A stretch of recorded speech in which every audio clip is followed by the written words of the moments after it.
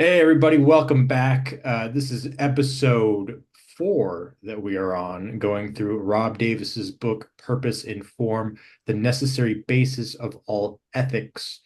Um, though this is chapter 3, because the first episode was on an introduction of the book in its entirety. Chapter 3 is called, excuse me, The Myth of Coming into Being. But before we get started on going through the book, which has a tenet which deals with this chapter deals with the annihilation of consciousness after death, or if there is something that happens after death.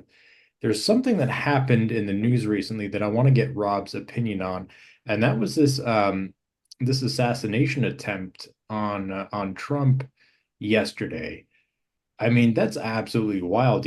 What are your thoughts behind that? It's certainly disturbing and distressing and unfortunate and all that. It's also unfortunately not shocking given the fact that we've spent 8 years of people at each other's throats and calling the other side, but I Right. think particularly towards Trump, the worst thing in the world and saying everything but someone should do something about it. So it's not. They've been wanting somebody to do something. They're like, "Hey, it would really be bad if somebody went ahead and did this, huh? Huh?" Yeah, it's unfortunate. Yeah.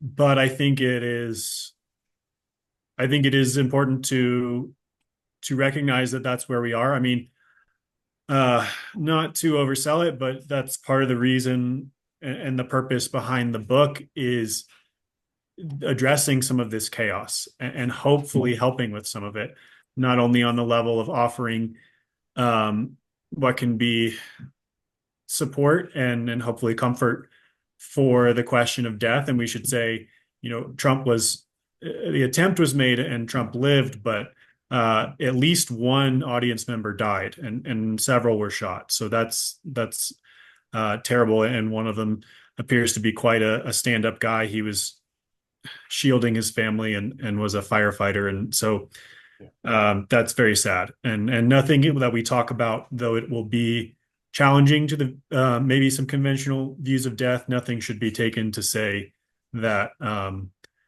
these are matters to be taken lightly or that death isn't a tragedy. Right. And I just, I think that it has direct repercussions. It's a direct result of what things have been happening with Biden. I mean, it's been so clear that the guy's had dementia. I mean, since the beginning. I mean, Trump was calling him Sleepy Joe Biden in 2020. And I think this was the first real unveiling of his actual condition was this debate. And then they've had a couple press conferences after. And so you have an internal conflict within the Democratic Party.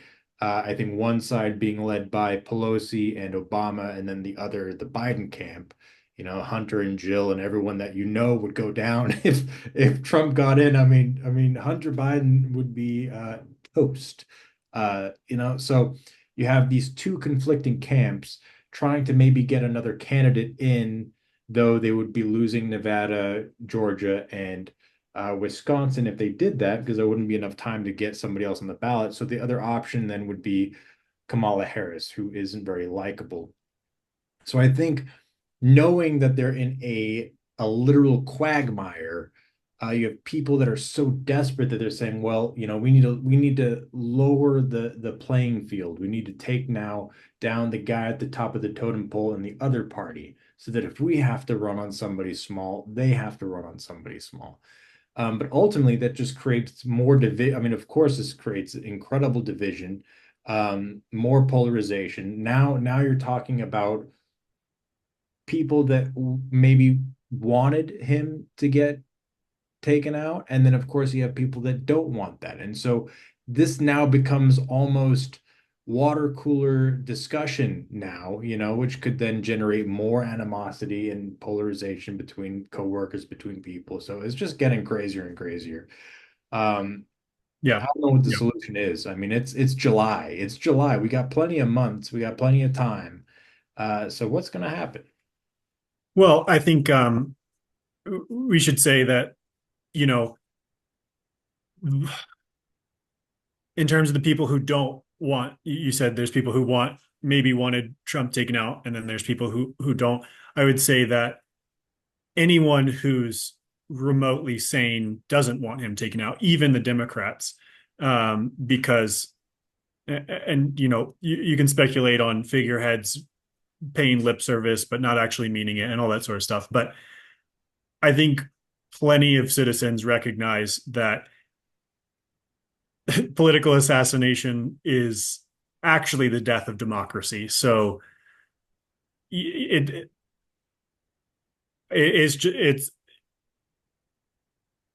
it is a crazy time, and it is very much beyond the pale, and it's very much um a threatening moment and a scary moment. And then also, you know, plenty of people, again, even hardcore Democrats could tell you that there's no good outcome of Trump, an attempted assassination on Trump, because one, if he's assassinated, horrible things follow. Two, if with what happens if he lives through it, then he becomes a martyr. And plenty of people have been saying, I mean, his support has been galvanized through indictments and all that stuff already. This is going to be even more powerful in that direction. So it really is an insane step to take. Almost certainly, almost technically insane.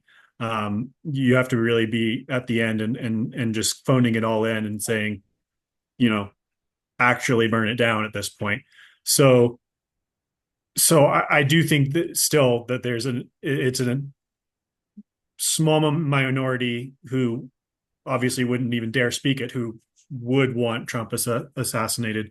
And there's the vast majority of people recognize that even as much as they might hate Trump, even as much as their rhetoric might not be helping the issue, they don't want to enter that space where we start killing political leaders that we don't like. So Yeah. hopefully we can all come together on that.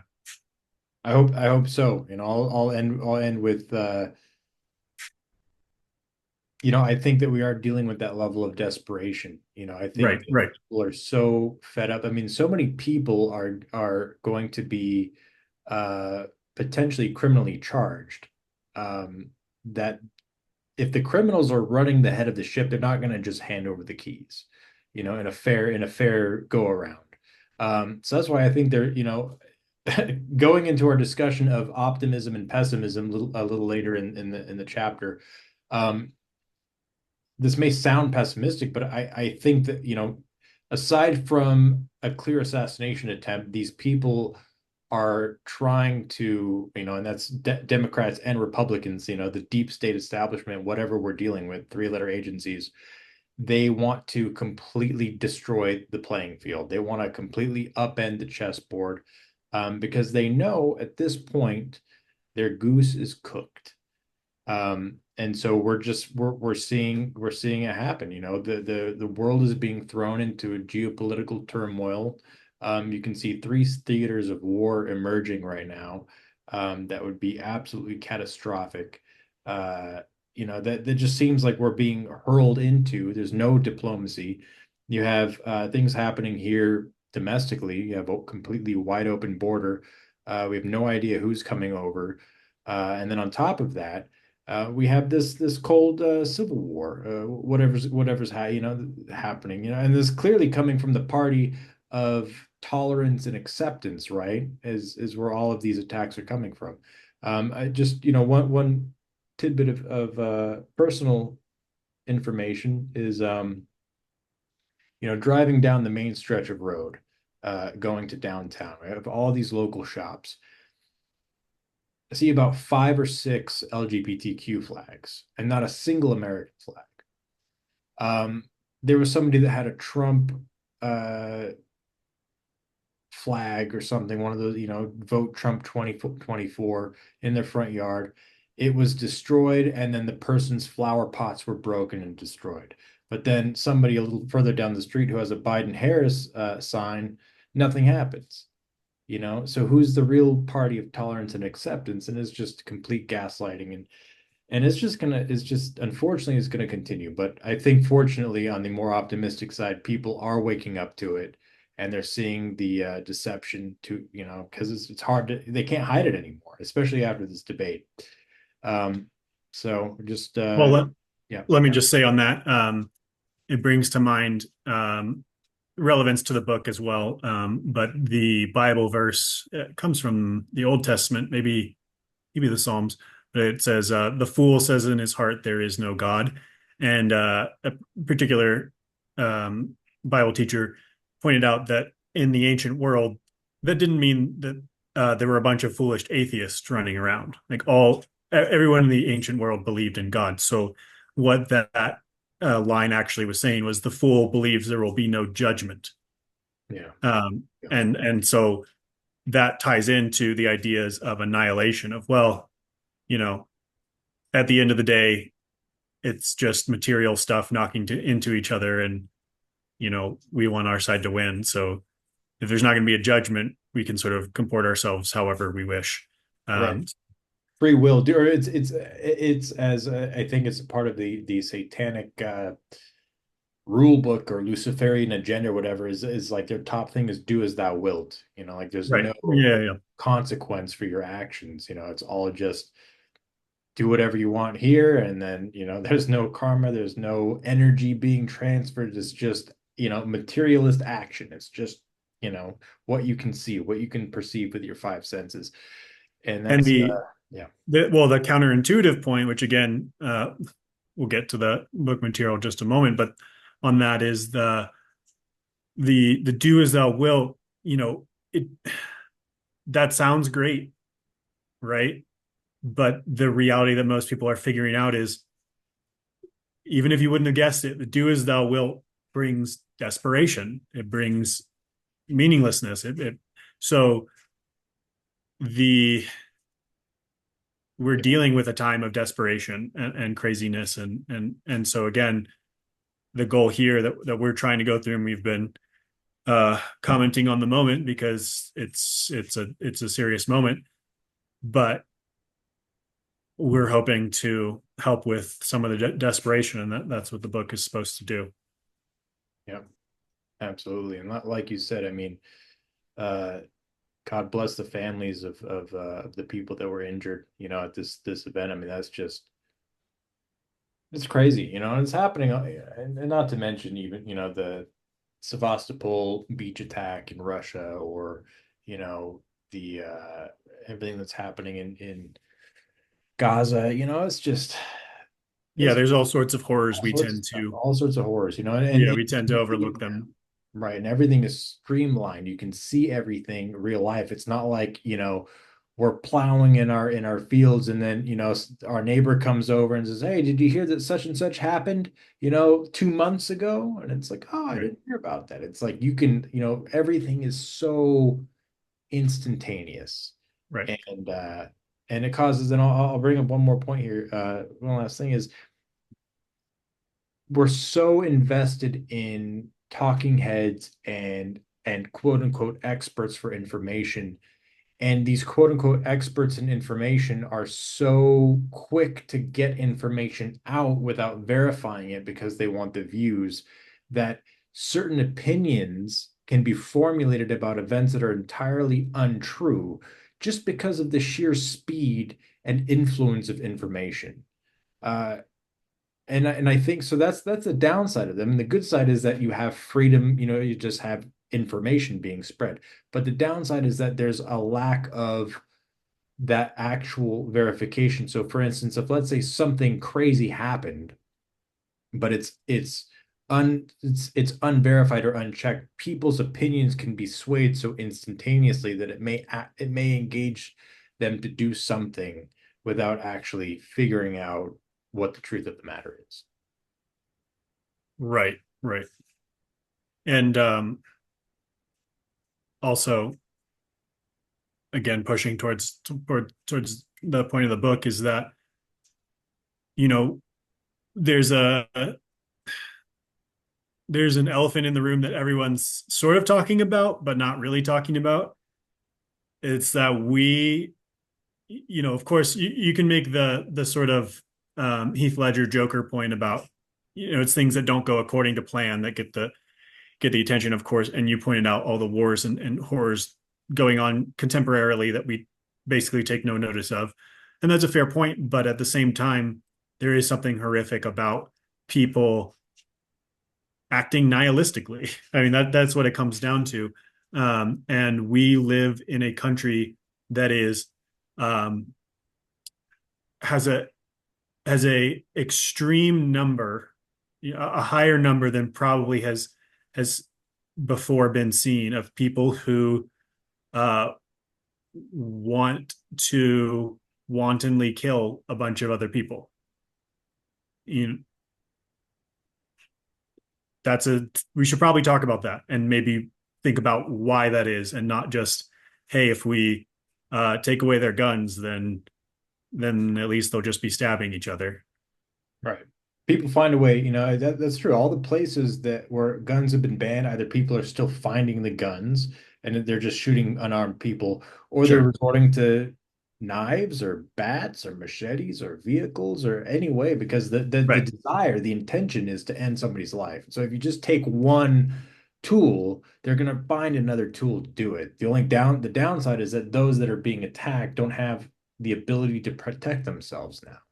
Right. Well, let's stop distancing the people who might be charitably listening at this point and get to the issues that might change some minds. Absolutely. All right, so let's get into first off, the first section of the book, you talk about the materialist idea of there being an annihilation or a cessation of consciousness after death, right? And Mhm. there was no consciousness prior to birth. It's just Right. nothingness and then something, and then we go back into nothingness.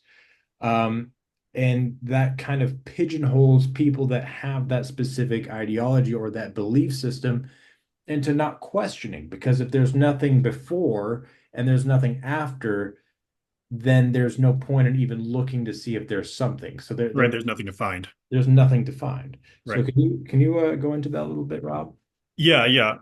So I titled the chapter "The Myth of Coming into Being" because that's the phrase that Benatar uses. And again, these chapters are a building argument against Benatar as an emblem of this philosophy.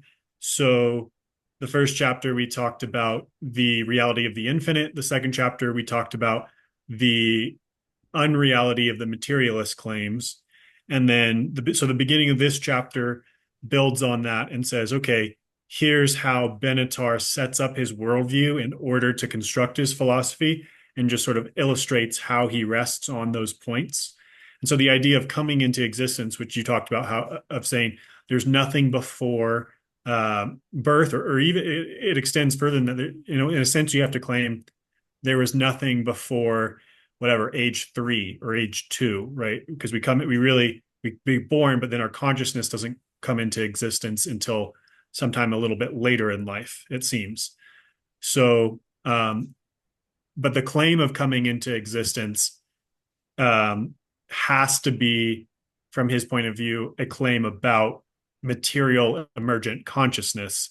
Obviously, if he was claiming that we are created ex nihilo as a miracle, that wouldn't be a very good way to build a nihilistic philosophy. So he is very clearly appealing to this emergent nature of consciousness, which we spent the entire last chapter undermining and discrediting. So that's how the chapter sets up, and then the point from there, uh, which you touched on, was to point out the problem that we've run into in accepting this idea of materialist emergent consciousness, is that we have been allowed to take it for granted. We've been encouraged, I would say, to take it for granted, and it puts us in this place where, oh, we know that there's nothing after, just like there was nothing before.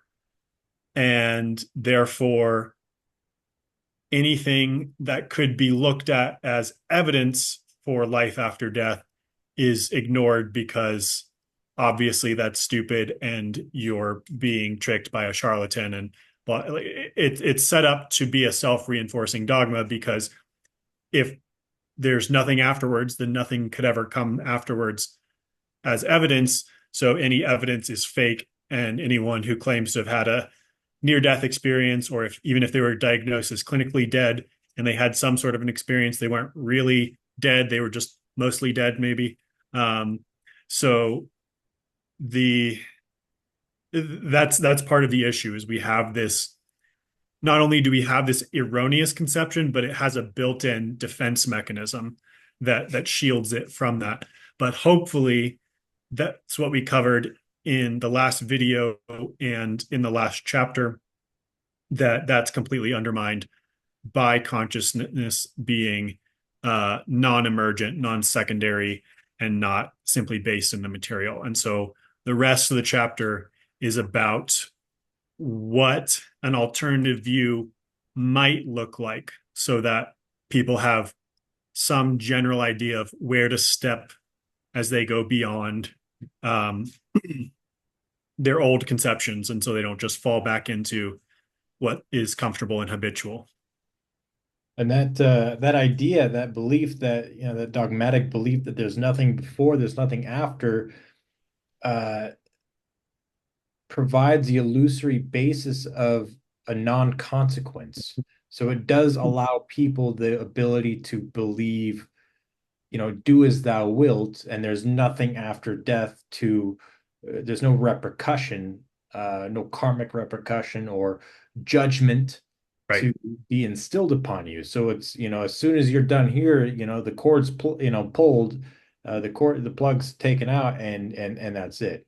So and that I think is kind of the new wave of tyranny that we're experiencing. I think prior it was, the belief that people were doing the will of God, and so they would perform atrocious acts, and that's in religion, in Yeah.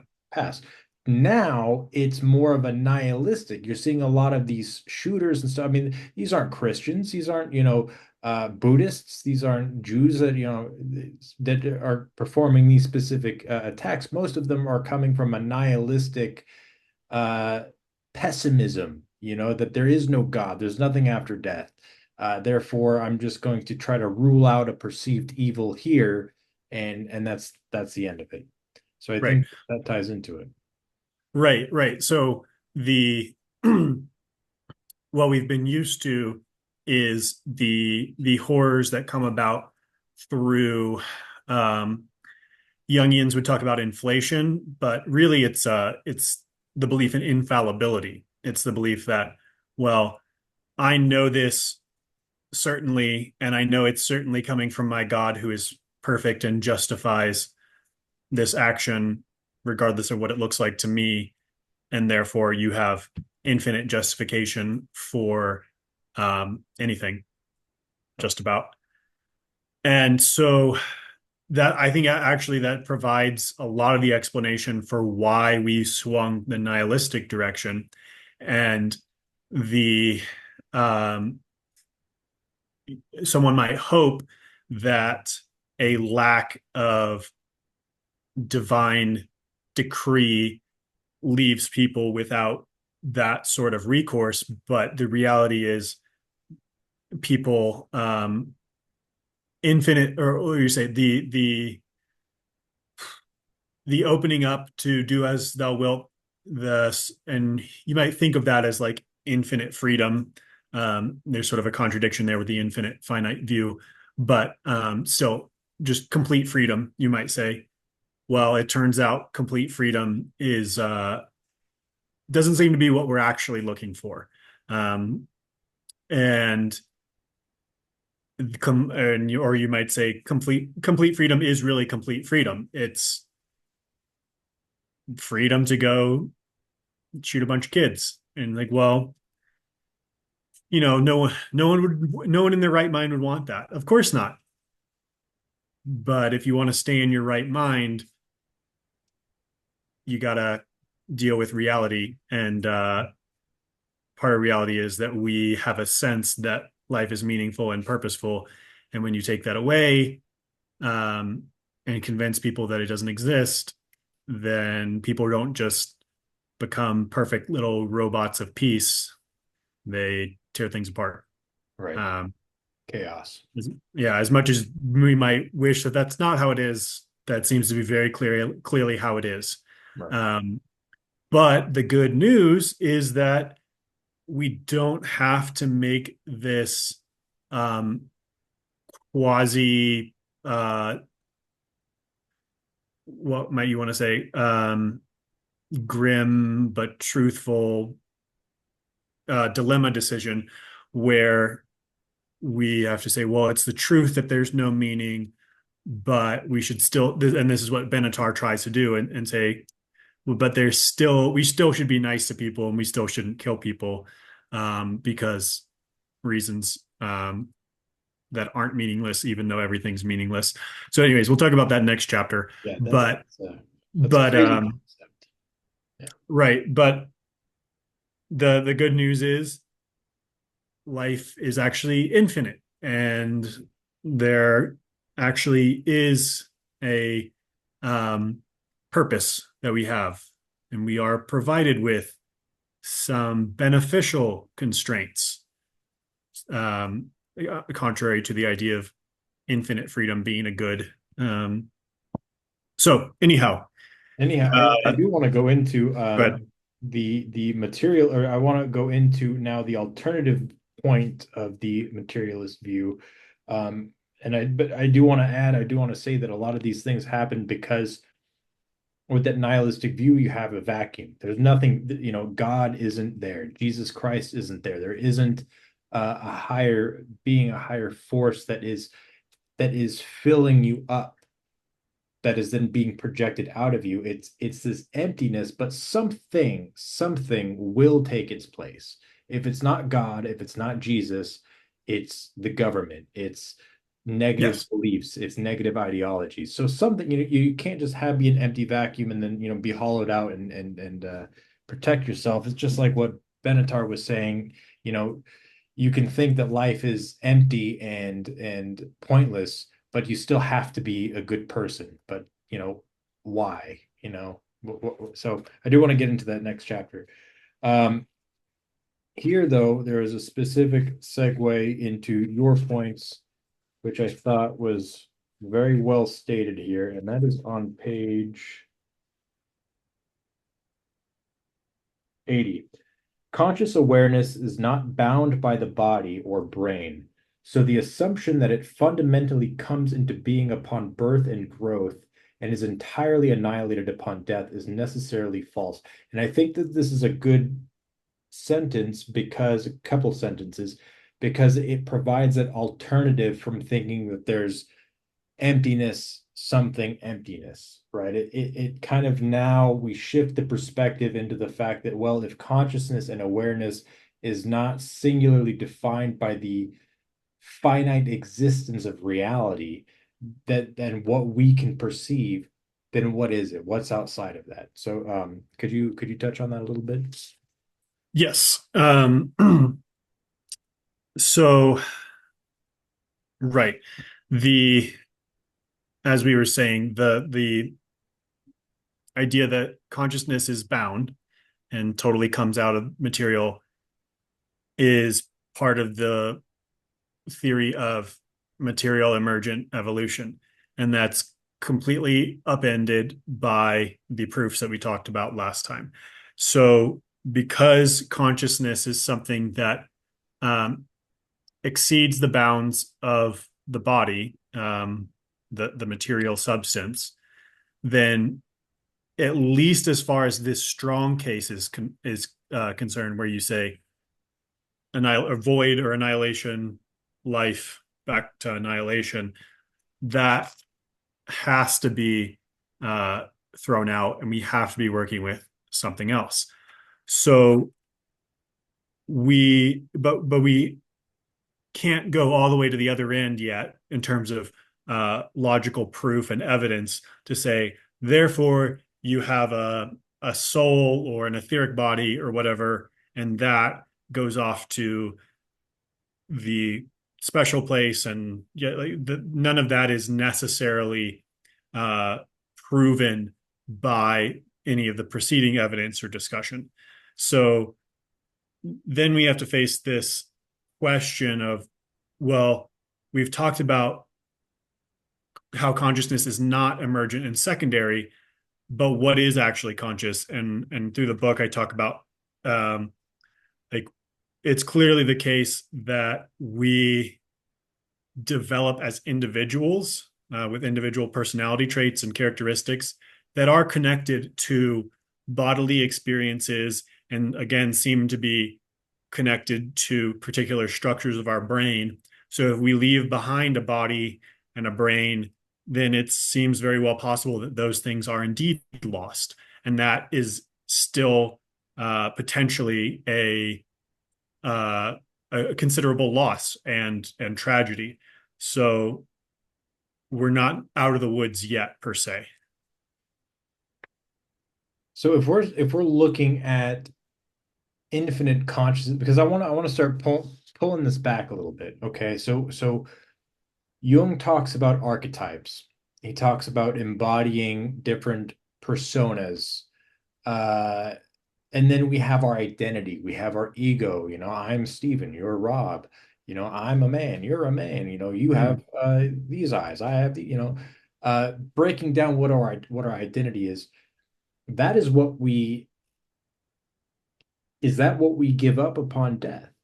Is Right. then do we then peel back into another layer of consciousness and awareness, and then we are kind of we have this anxiety in our lives of not willing or wanting to relinquish or to give this persona, this identity up, this I am, you know. So is what then is that consciousness or that awareness that is behind the perception of our identity? Right, right. So those are the exact questions to be asking, and those are the questions that I'm get into in this chapter. Um, and it's important, I would say, to be um, consistent with terminology. You don't necessarily have to use the words in the same way everyone else does, but then if you're trying to construct a layered theory of identity and consciousness, just make sure you're trying to keep it straight in your mind. So, for example, some people might not say the ego is the identity. Some people might say it is. Either way, just be consistent and try and picture this stacked perception. Um, but as you pointed out, and this is something that is fairly well known, at least within the circles of, let's say, general spirituality, mindfulness, meditation to some degree, is that you can transcend, even in this life, you can transcend levels of what you thought was your own identity. And then you can look back on that and be like, wow, I was totally wrapped up in that, living that out, but that actually doesn't doesn't touch the real me, is one way of thinking of it. And like you were saying, so you could pull back, and you don't need to relegate that process to death. You can experience that during a lifetime. You can of that pulling back of a layer. Um, so that naturally raises the question of how far that process goes, and maybe the analogous process upon death. And it does bring with it anxieties and difficulties and because there's attachments, and you can all you can sit around and very nicely say, oh yes, that's all illusion and Maya, and we're actually above all that, and we just need to let go of it. And that's wonderful high language, but I think everyone who goes through the process knows that it's not at all easy, and that it is genuinely scary and uncomfortable and difficult. And we fail and we forget and we relapse and etc. So these attachments are not just things that you you send away by um, saying that, oh, I'm beyond that. It's actually an embodied process, ironically, to some degree, of transformation. Um, so yeah, that makes it a much more complicated issue and a more difficult one. But it still opens up the door to that idea of perhaps even if everything that you had accumulated and become accustomed to as your essential self, even if all of that is lost, it's possible that that was actually never really you. Yeah, like that's, and I think that that kind of goes into, so you have two different ends of the spectrum. You have a lot of people that think of, let's say, the ego as being very self-centered, being very narcissistic. On the other end of the spectrum, you have a desire for complete ego death. Yeah. And sitting, finding that seat of the soul and sitting in that awareness. But I would think there would be need of an emergence of the two. Can you sit in that level of awareness while still utilizing the ego to explore and interact in this realm? I mean, to not completely do away with it and disregard yourself as having, and I am Steve and you are Rob, but still pulling back and utilizing it. Is that possible? Question and an insight there. It actually reminds me of a specific part in Eric Neumann's book, The Origins and History of Consciousness. And this is a somewhat obscure book, but it's also a really awesome book. It's famously Young read it and said, I wish I wrote this book. So it covers a really, really interesting twist that I think almost no one else talks about or maybe understands in the fields of psychology that put a lot of emphasis on the ego and ego development. And so I'll read a little bit of this here. Whereas in the first half of life, the central position of the ego does not allow the workings of centrovision to come into consciousness, the middle period is characterized by decisive change of personality. Centroversion becomes conscious. The ego is exposed to somewhat painful process, which, starting in the unconscious, permeates the entire personality. So this psychological mutation with its symptomology and symbolism, Jung has described as the individuation process. Um, we can say that then that with the phenomenon of the second half of life, the personal development of centroversion enters upon a second phase, whereas where its initial phase led to the development of the ego and to the differentiation of the psychic system. Its second phase brings the development of the self and the integration of that system. But although the transformation process runs in the opposite direction to the development which took place during the first half of life, the ego and consciousness are not disintegrated. On the contrary, there is an expansion of consciousness brought about by the ego reflecting upon itself. It is as though the ego were restored to its original position. It emerges from its monomaniac self-obsession and becomes once more the vehicle of totality function. So this is an amazing idea. And basically, what he's talking about here is he's trying to describe what he believes is a true process and the real reality of what happens.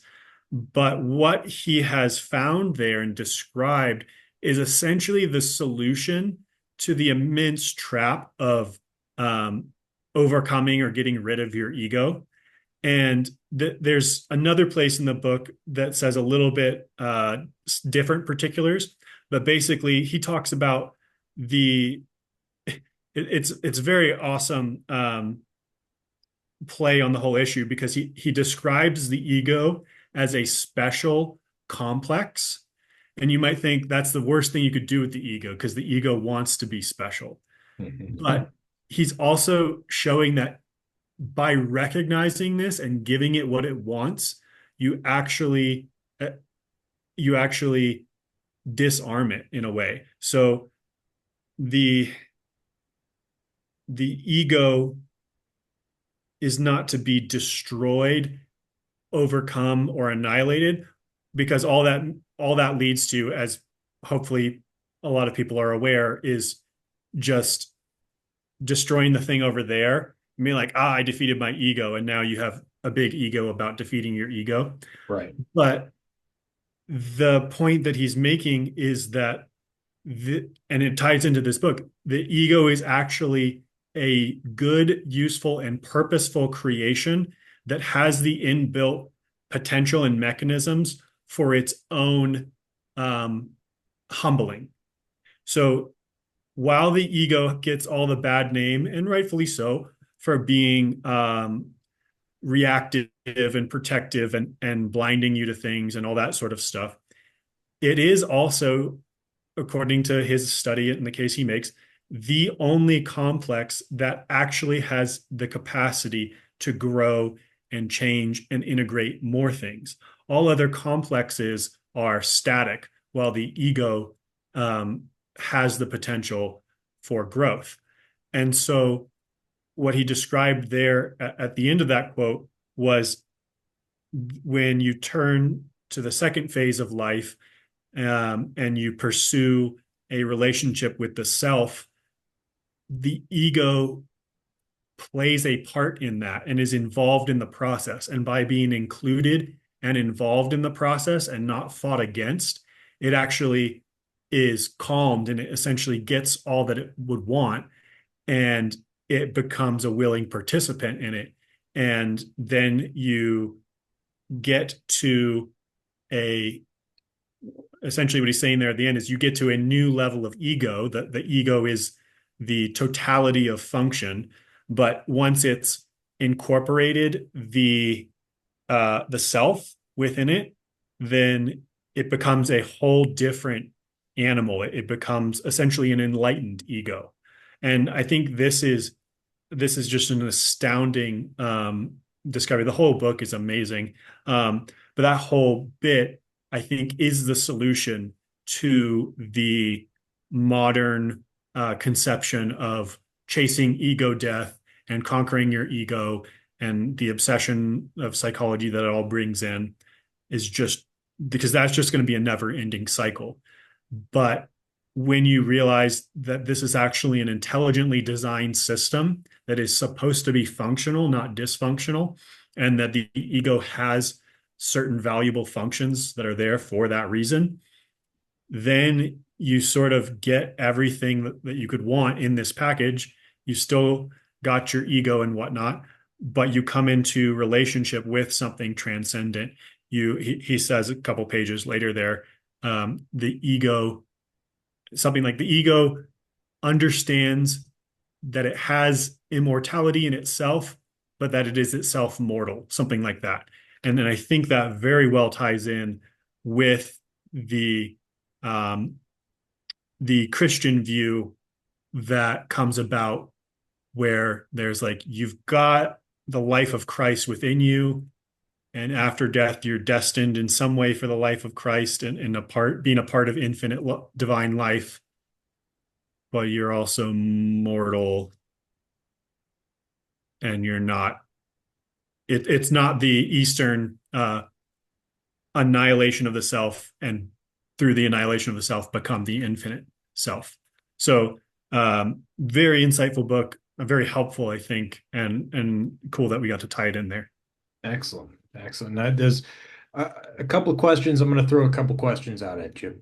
A couple regarding what we just talked about, and then two more that are a little further, a little more expansive.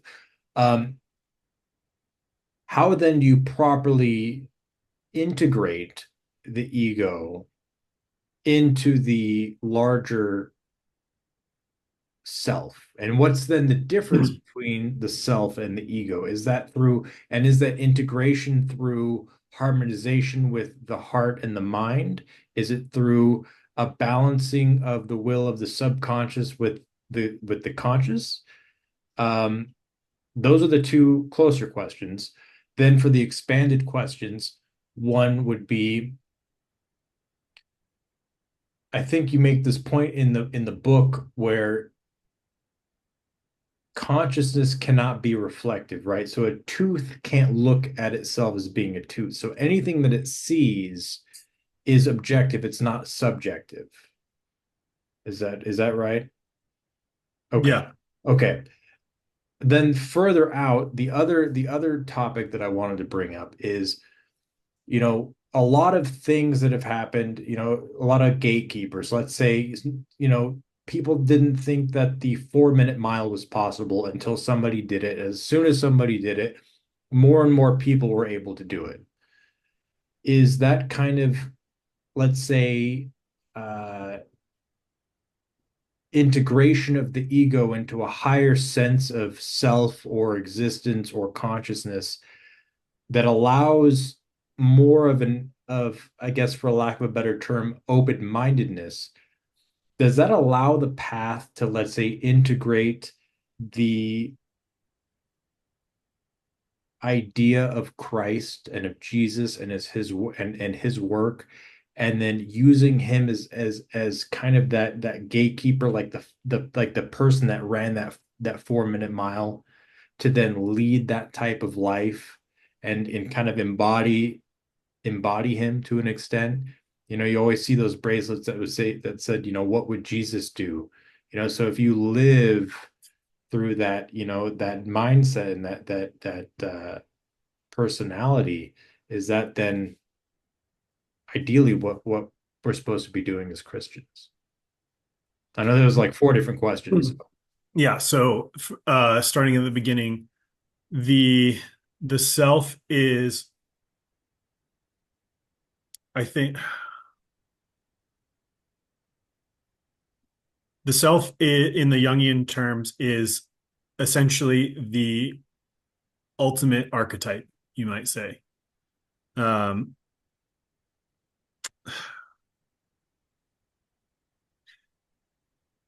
there's a whole bunch of technicalities, and I'm sure some specific Jungian scholars would take issue with whatever I might say. But the so essentially, I think the self is identical with the Christian view of the um,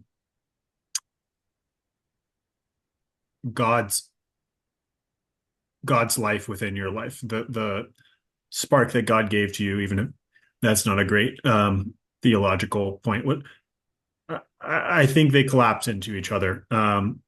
You could talk about them in separate camps for satisfying academic stuff, but I do think they're the same. And I think I talk about that later in the book as well. But so your second question was about, oh, how do we go through that ego process of integrating the Right, self? proper integration, and what that looks like. Is Yeah. it heart and mind, subconscious, Yeah. conscious? So I think that the point there, and it was said in somewhat technical language, but essentially the point he was making, and this is why it's so radical, is that really the ego is the only complex, and by complex I mean um, aut semi-autonomous psychological system. So you might also say personality in that sense. Um, the ego is the only complex that actually has the capability of humility. And I know that strikes us as weird because we always use ego to mean not humble, but it doesn't mean that all egos are humble. It means that the ego has the capacity to um, become humble and to let's say it this way: the ego has the capacity to survive being humbled, and that also is something that should be hopefully obvious to the ego death crowd, because once your ego died, did you no longer have an ego? Right. No, your ego survived the ego death. So ego as a principle, um, is something that is capable of transcending and jumping these levels. And that creates the problem that we were talking about, but it also is the solution at the same time. And the nature of the ego as it, though, just the way that I would put it, as the ego becomes, integrates the um, allegiance to truth and honesty and integrity, then when it finally meets the self, it knows what that means. It has met something that is truly superior and should be superior to it. It is something that it is willing to be. It recognizes the fight is uh, not winnable because the self precedes the ego and the ego emanates from the self. So the So self, I don't mean to interrupt. So the self is a more developed layer of consciousness. That is the expanded person. So when we could you go into depth a little bit more then is that awareness behind the I am? Is that what the self is? um, possibly it depends on how you define each of those layers. And I think we would all have our own conception of what we mean by those words, but the the self is, I think, the most ready way to understand it is the popular conception, though again, I don't think it's technically theologically super sound, but it reflects something that's true and that we're aware of, is the idea of the divine spark. So Yeah. there's an aspect of God's life that lives within us and underlies everything that we are and gives us its life freely, allowing us to be who we are. It's not there to conquer us. It's actually on our side and wants us to exist as, um, you might say, secondary beings. And so it's not, in some ways, it's not identical with, so it's not the Godhead. The self is um, it's like the spark. So it's from the Godhead. It's that infinite within. Each piece of infinite is infinite, so it's still infinite, but it's not the same thing as the Godhead. Again, we're in mystical territory, so systematically um, nailing it all down is an illusion, but something like that. The self is a piece of divinity. Yeah. And so and the ego, on that point, the ego is not a corruption. It is not a aberration. It is Tool. corruptible, Yeah, and it it's can, a tool. yeah. So given that it is purposefully made, given that it is not a corruption in itself, when it recognizes the self, it recognizes its true master, and it is at peace with being in orbit around that. And so then you have, that's, I would say, that's the integration of the ego of the self, is the ego orbiting the self and fighting against its tendency to exit that orbit and go into orbit, something else that it's interested in. And then what I think that paragraph that I read was talking about is that, and this is somewhat contradicting, so I could be wrong. It could be just also contradicting because it's a mystical thing. But I would say what he's talking about there is that then the totality of the functional personality becomes the solar system, if you might think about it that way. It is both the self and the ego orbiting the self. And the totality of the personality is that whole system. And so, in a sense, your ego is no longer the little orbiting bit. The because the ego is a functional description of um, your standpoint and your total integrating function that actually becomes something that is both divine and immortal and uh, sinful and mortal at the same time. So it's that tool, it's that ability, it's that inflection point where you're able to interface with the reality. And at that point, that ego, you do have that free will to choose, more divinative, more actions that align with God or more sinful behavior. But that's where that fork in the road is, right? Peeling back, you get into your higher self and the proper integration of the ego into that higher self is through relinquishing things that I guess the ego or that your identity really holds on, that wants to hold on to, like a child holds on to a blanket. So a lot of so I'll bring into example like letting go of a specific addiction, right? Where your flesh body, your material, your materia wants to consume, it wants to integrate. Oh, I want this external substance within me and feel what it's like. I want to bond with it. So by relinquishing all of that, whether it be lustful behavior, it's, you're addicted to, food, you're addicted to drugs, whatever the case may be, you start breaking those down and you go through those dark nights of the soul of like, well, if I don't have this, then what am I? If I'm not this, then what am I?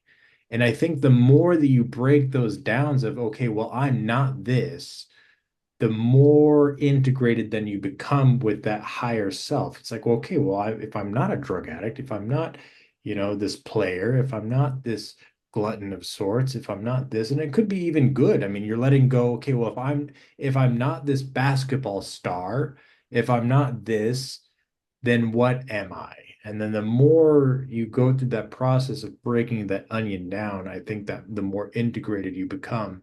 Um, because a lot of it is just acting out specific roles here, right? Well, I'm the worker, so I go to work, or I'm the consumer, so I consume.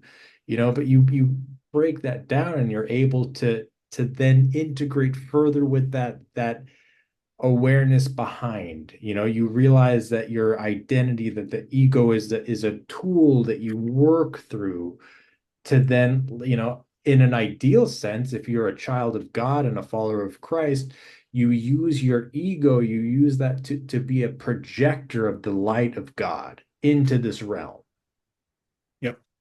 And right? the ego in its proper function, it can't integrate uh, in the sense of conquering and swallowing. It can't integrate the self, but it can and it does integrate other complexes. It opens itself up and absorbs those complexes. And so what you're talking about is the um, ejection of complexes that are ultimately not going to uh, be good for it. But insofar as there are complexes that can be an expression of good, the ego is sort of the cap of those and integrates all of them underneath it and can at any time work through that basketball, whatever it may be, um, reading, science. That is the proper place of the ego to be in relation to those.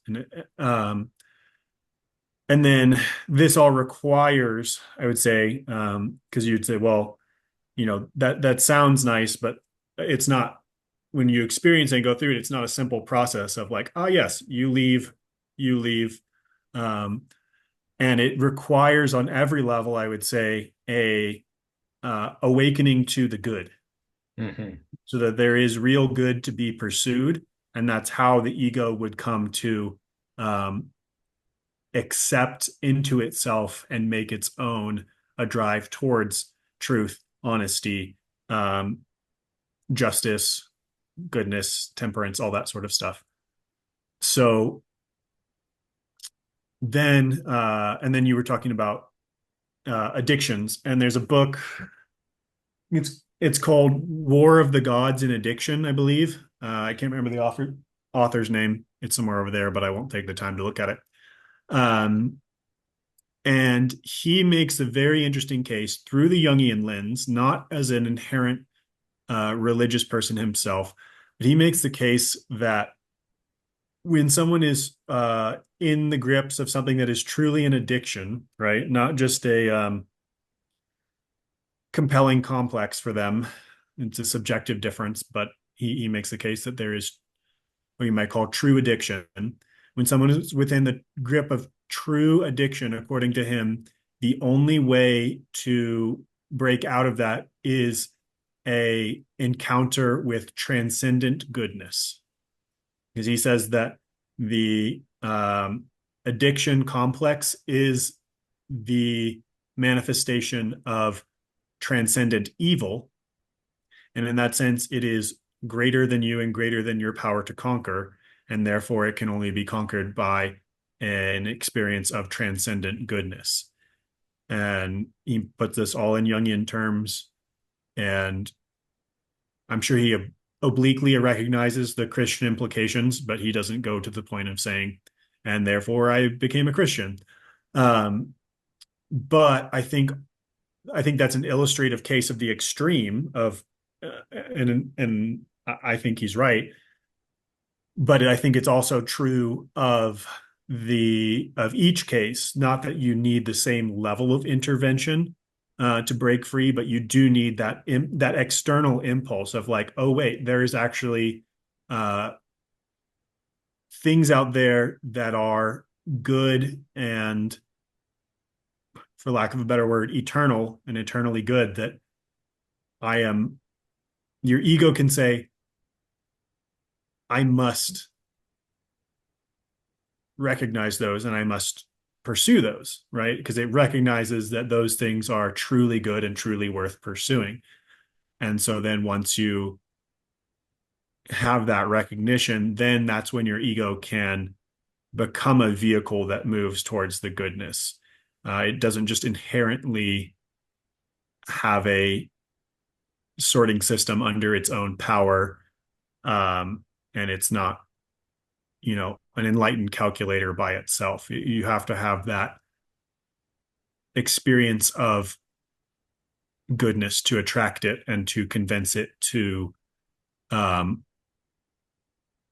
want to save itself by becoming part of the kingdom of goodness, you might say. I mean, I think that is the story. Do you think that that's where suffering comes into play? Is that a relinquishing of things that you are not? So the ego is attached to certain things, and that was an excellent point. That's a discussion in and of itself, is Right. breaking down addictions and figuring out, how to do that by seeing overwhelming goodness to repel the darkness that you're in. Um, let's say I'll use a picture of, your consciousness or your awareness being hurled, through a funnel. And that ego is trying to grasp onto the illusions, or trying to grab, okay, well, I'm this, or I'm this, you know. And in order to keep going forward, you have to let go of what it was that you thought that you were. And then by letting go of that, you're bringing in a level of suffering, because there's then that emptiness that needs to be filled up by saying that, okay, well, if I'm not this, then what am I? And so ultimately you want to get to a point to where, I am the light of God. I am not this material. I'm not what this is, but I am filled with something much greater and much, something more that is moral and virtuous and good, and that is the truth. Is that letting go of the proverbial blanket, the foundation of all suffering, by realizing that we are not what we think that we were, and going through that. Because I think in that third section of the chapter, you get into suffering, and it could be, actual pain, a feeling of suffering, but I think it's more of a dark night of the soul type of a feel, maybe. Yeah. I think I would say, in terms of whether the foundation of all suffering is that particular process of letting go, I would say no, but it's we're in the ballpark because um, I think that the Buddhist view is helpful, and the Buddha himself laid this out, is that all life is suffering because we live in a world full of constant, at least potential dissatisfaction, and we have desires that are not met, and when our desires are not met, we suffer. And so he does point to suffering to being a you might say a psychological orientation. And he also says that first of all, that there is a solution to suffering, and that solution is an alteration, a psychological alteration on some level.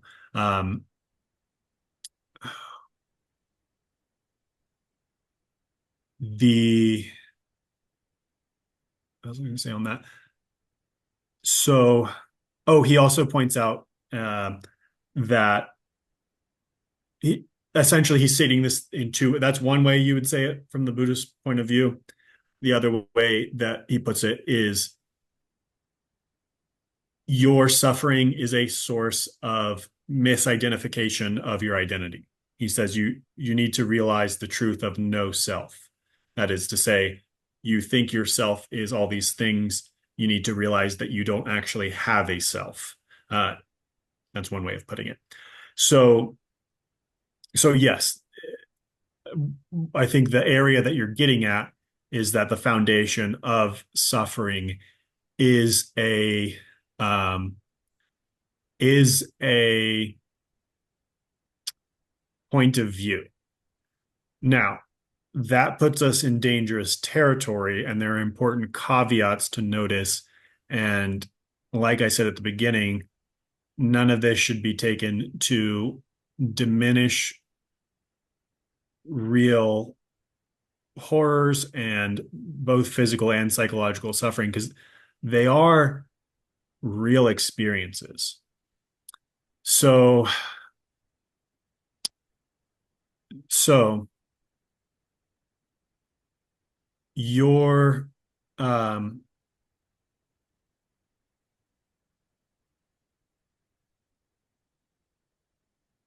to reduce suffering to something psychological is not to say that it is an illusion, because we shouldn't be saying, and this is part of the argument that I will continue to make in the book, but we should not be saying that our consciousness is an illusion, that our consciousness is fake, that this world is an illusion. No, our consciousness is purposeful. This world is purposeful. Therefore, the sufferings in this world are meaningful. Yeah, I see that as well. I mean, yeah, it is meaningful. It is meaningful. There is meaning to existence. It can't it's there's a reason why infinite potential has funneled itself into a finite experience. What Mhm. that reasoning is, we don't know. I mean, we're experiencing the finite existence, but there's a reason why that infinite potential has narrowed itself down into this finite experience. So there is meaning, Is that the ultimate meaning, is to attach to certain things and then learn to detach from them and big, and integrate. certain aspects. I don't know. I would think so, but there is meaning. There has to be meaning to it. And that's what you're going into in the book. Yeah, I think I say in this chapter, well, I think I allude to part of that in this chapter where I say that if you're considering an infinite landscape as the Buddha was of different lifetimes, it can look bleak if you're just like, well, I'm just going to keep getting attached to different things and then keep getting them ripped away. Um, that was part of why the Buddha became the Buddha, because he was dissatisfied even with what Hindu religion proposed as essentially eternal life, eternal reincarnation. He looked at it and said, no, that's actually eternal suffering. Um, but the I think I suggest in the chapter that there's probably a better way to go about the experience of life and eternal life um, than suffering the suffering from the loss of what is inevitably going to be lost and in reality is um, meant to be lost. Again, there's a difference between saying that and doing it, but I would still say that I don't think that's the ultimate purpose of life. I think you'd get closer if you were saying like growth and development in general, but that's sort of emphasizing the positive side of that process rather than specifically saying, oh, the process of learning to let go effectively is necessarily the purpose of all. Um, I still think that misses the mark. I think you're going to run into problems with whatever you put as the ultimate purpose. But the if you say love is the ultimate purpose, you're pretty safe. Although um, then you have to people want you to say what that means, and who knows? I think the Go ahead. other languages have had a better time describing love. I think it's the Greeks that have multiple like agape and different terms that signify a different type of love. Eros, I think, is another one. I think I could be mistaken, Mhm. Yeah. but there's multiple meanings of the word for love. So maybe it would be easier in those languages to figure it out. But I think that you're right. Ultimately, it is to love is the ultimate meaning, and I think that you can truly do it. You can truly achieve that by tying that into what we were just talking about, letting go of certain beliefs or identities and reincorporating that. Well, if I'm not this, then I am love. You know, um, I do want to go into a couple of other topics. One regarding the Buddha that you mentioned in the book, stating that um, if you are in a period of suffering, don't worry because even if that period of suffering lasts 1 trillion years, in the eyes of infinity or in the perspective of infinity, that is still the blink of an eye. So it's still just a storm cloud that's passing overhead, and inevitably and eventually it will subside and something else will take its place.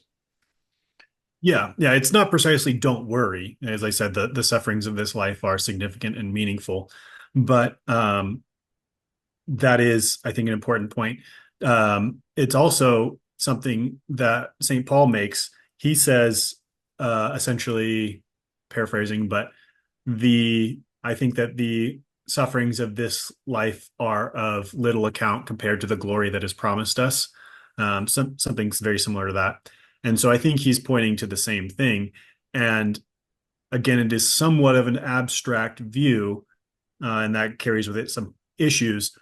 But fundamentally, the question is, and this is the beginning of what disturbed the Buddha and what led him on his quest, is if we're living an infinite life, whether it's reincarnation or just eternal continuation in a particular form or whatever it is, if we're living an infinite life, is we clearly experience some suffering, so suffering exists. Is suffering infinite or not? And that's really the one way to put the ultimate question. Um, because if suffering is infinite, then we are in infinite hell and there's no hope whatsoever. But if suffering is not infinite, if suffering comes to an end, then suffering is finite and the infinite dwarfs it unimaginably. Then again, like you said, no matter how many trillions of years it is, or some number that we couldn't even possibly articulate, infinity is infinitely bigger. I mean, it makes it go away essentially. Um, so so that is comforting perhaps on an intellectual level, but there are ways to bring it about to a more direct embodied level. This is a point about Buddhism that I think a lot of people miss, and there's a couple of those that I go into in the book because I studied Buddhism for quite a while, um, and it's fairly simple, but people miss the implications of it because the Buddha clearly saw the problem of potential infinite suffering. But then later, he clearly taught that suffering had an end because he said there's a path to the end of suffering. So he said there's suffering has an end. If suffering has an end, that means it's finite. So he came to the conclusion that the infinite ultimately conquered all suffering. And so a lot later we'll talk about it, particularly Yuval Noah Harari, but a lot of people take Buddhism to be very bleak, very potentially even nihilistic, and talk about how it talks about lack of meaning. It's highly apophatic. It denies um,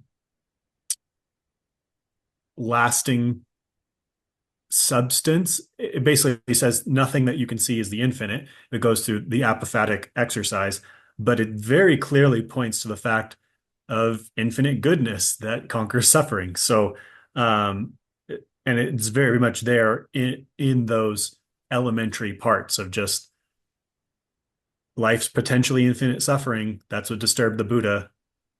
And then he claims to have found out that life is not infinite suffering, that suffering is finite. So that is hopeful and that is good news. Yes, that's a good realization to come to, and to embody that mentality. But that leads me to I guess kind of a last point that I want to touch on, and that is pessimism and optimism.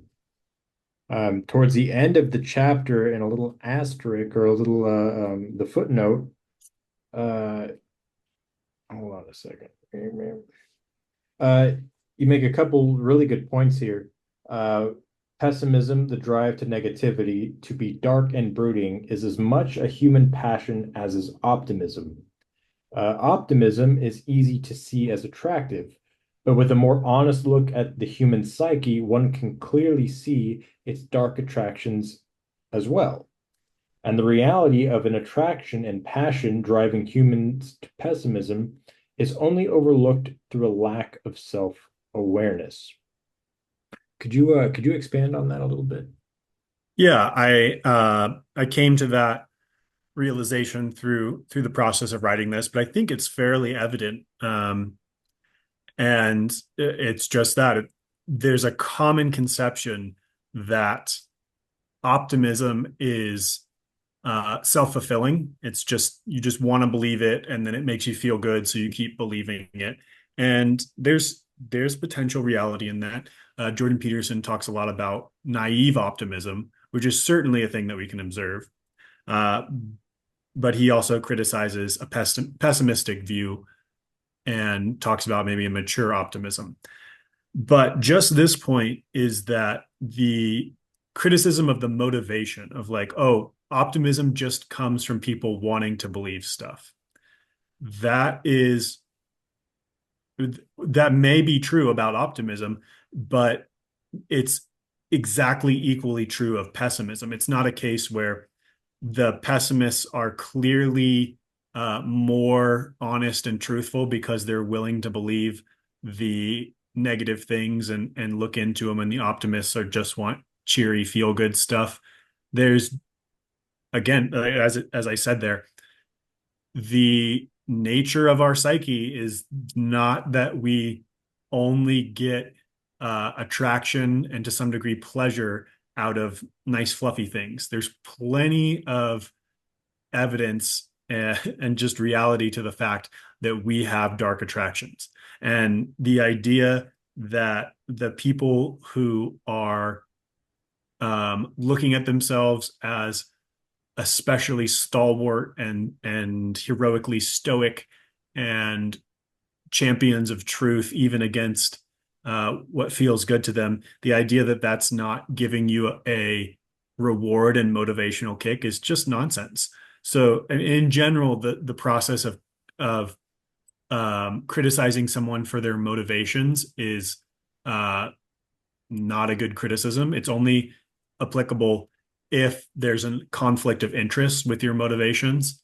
Um, and in cases where it might drive you to lie, and you could say, okay, well, it could drive the optimist to lie, but okay, it can drive the pessimists to lie too. Or at least, and equally as they would say, the optimists would be blind to things, the pessimists are going to be blind to things too. So this is just a total false dilemma here. Well, maybe not false dilemma because it's painted as the good choice of pessimism because it's realist, and the immature, self-pleasing choice of positivity, yeah, optimism.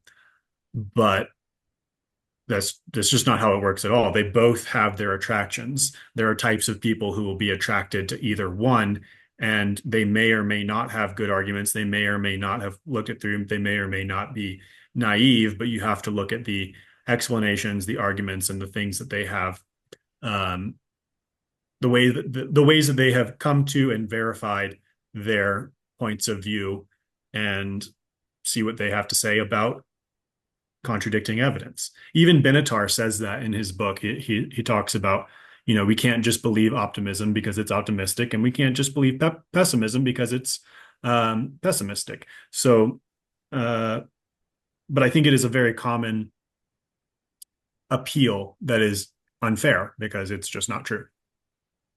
It's almost like it's a lens that people have, right? And it's so having a pessimistic and or an optimistic view on a specific topic. I mean, yeah, you can come at it through rationalization, reason, intellect, but a lot of it too is just like, oh, well, I'm sorry I was so grumpy because I was hungry earlier, and as soon as I abated or I fulfilled that desire, I had a more positive outlook. Hmm. So a lot of times, I think it's a perspective, it's a lens based many times on feeling and emotion. That's why, I think I heard somewhere that if you have a court date or something, it's best that your case be heard like early in the morning or after lunch. Because Hmm. if it's heard like right before lunch, the judge is grumpy or might be in a Yeah, mood. probably. So I think that's a really good point. And to identify the positives and the negatives in upholding either or of an attitude, I think that, it's there's that kind of ignorance that comes, or that blissful ignorance that comes with optimism. But a lot of the times then you're closed off to opportunities if you have a more like realistic, pessimistic outlook on life. You're Hmm. less likely to see opportunities. Um, so I think there's real merit in that. And I think the main reason I think I included in there is because there's just a kind of funny irony in it, in that the the reality is actually revealed in that formulation of the point of view. Like the person who would say, "Oh, that's just optimist. That's just what you want to believe. That's just nice for you." The implication there is that they're doing the hard work. And so they're clearly giving themselves an accolade for it. And so it's like, you've demonstrated that you have an attraction to this point of view while you're denigrating the other side for just being what the person wants to believe. So it is just totally self-defeating. And I thought it was funny in that. Yeah. And I'm glad that you added that in the chapter. Um, Rob, was there anything else that you wanted to touch on before we close this episode out and go in next week then into chapter 4, which is the myth of meaninglessness? Yeah, Um, maybe just to re-highlight the point that we made a little bit in here, but I separate it out and make it into a key term at the end of the chapter, and I title it the ethical problem of the East. And that's right. Yes. Yeah. it's this idea of um, a spiritual point of view that devalues suffering, and that's sort of the whole last part of the chapter is talking about the problem of suffering and how if we take a point of view that just completely dismisses suffering and doesn't treat it fairly, essentially, then that approach is essentially worth dismissing on its face, and most people will. So I create this definition of the ethical problem of the East because that tends to come from Eastern spirituality. So I say the spiritually based attitude that is overly dismissive of suffering, the body, and the significance of earthly life, based on the identification of the individual with the infinite or God. So the more that you push that divine connection to be uh, a all-encompassing and fully saturating identity, where you just say, "Oh, your identity is the infinite," and a lot of Alan Watts stuff goes to this, and a lot of people influenced by modern interpretations of Eastern philosophy have this dismissal of the world, whether as illusion or just not worth worrying about, whatever it is. These bring up immense ethical problems, and I think they ignore the reality that we do have purpose in this world. We can clearly see that we are made with purpose. This world is made with purpose. We are here for a purpose, and that's the case that the book is making. So while I think that the Eastern religions and philosophies have some valid insights and some good ways of illustrating things, um, we do have to be on guard about going too far down that road and not taking the middle way, ironically, um, to what I think the Christian point of view gets right, of hinting at a divine unity and to some extent consumption of ourselves, but also talking about that as continued communion and ourselves as continued embodied beings. So I just think that's worth noting that is said in there, and that's part of the trajectory of the book from here out to keep that in mind and to not stray too far in that direction. Did want to bring up the ethical problem of the East. I did want to bring that up at the end. I'm glad you did. Because then that does directly tie into the following chapter, the myth of the meaning of meaninglessness. If the ethical problem of the East is to assume that all life is illusory and Right. therefore meaningless. Yeah. The myth of meaningless is um like a mirror of that problem. Like the Eastern problem is a hyper spiritualization. Mhm. And I think the same Eric Neumann, who I read the quote from earlier, he calls it the being consumed by the spiritual father, something like that. It's a inflationary but also degrading experience of going into full all spirituality and rejecting materiality. But then you have the flip side where you're all materiality, and so then you have no purpose and no meaning, Yeah. and so you're consumed in nihilism rather than ego inflation, but they sort of come to the same thing as you were pointing out. Man, this has been proven to be a fantastic discussion, and I'm really enjoying going through this book. Um, so please, ladies and gentlemen, join us next week as we dive into chapter 4, which is the myth of meaninglessness. Mhm. Let me see here. And please, you can go ahead and get a copy of this book, Purpose and Form, on Amazon. We'll go ahead and leave a link in the description below. Also, or you can just go to Amazon and type in the little search engine there, Purpose and Form, Robert B. Davis, and the book will pop up. Rob, how else, what are some other ways that people can find you? I know that you have a website. Yep. The website's jnayyogaphilosophy.com. I Okay. do have a Facebook authorship page that's just Facebook at Robert B. Davis II, I believe. Um, I'm not terribly active on that, though. I would say the the best place is to check out the website and to interact here, actually. There's a Minds channel a Minds and ThinkSpot channel that I tried to get going a bit, but didn't get very far. There's some videos on there that people might find interesting, but the most interaction would happen here in the comments or on the website or potentially the Facebook page. Yeah, folks. So please leave a comment down below. If you have any questions for us going into the next episode or anything that you'd like Rob or myself to elaborate on, please feel free to leave a comment down below. Um, Otherwise, we'll see you next week. We'll see you next week for chapter 4. Thank you very much for joining us this evening. God bless, and may peace be with you.